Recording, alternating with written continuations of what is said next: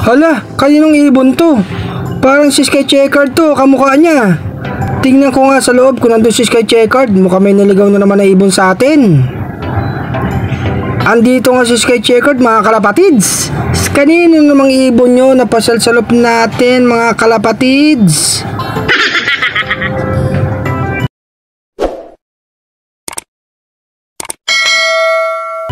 Eto siya, mga kalapatids, oh. Magandang ibon. Kanino ba to?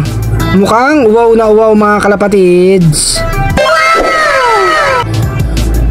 Pakainin muna natin, mga kalapatids. Gutom na rin. Pag may naliligaw na ibon dito, pinapakain natin at pinapainom. Pag nakapahinga, pinapakawalan natin yan, mga kalapatids. Ganun tayo dito sa loob natin, mga kalapatids, kasi hindi naman sa atin yung ibon na yan. Baka iniaantay ng kanyang amo, mga kalapatids.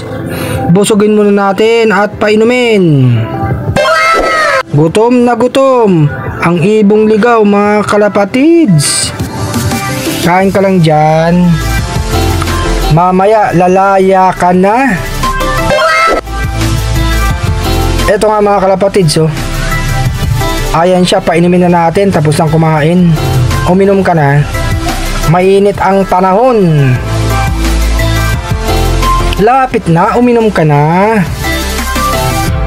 Wow na wow, mga kalapatids. Kanino kayang ibon to? Naligaw sa loob natin. No. Eto na, nakapahinga na siya. Pakawalan natin, mga kalapatids. Bibilang tayo, ha. Eto na. Hop. Oh, eto na, mga kalapatids, oh. Ayan siya, ang gandang ibon. Eto na. Isa. Dalawa.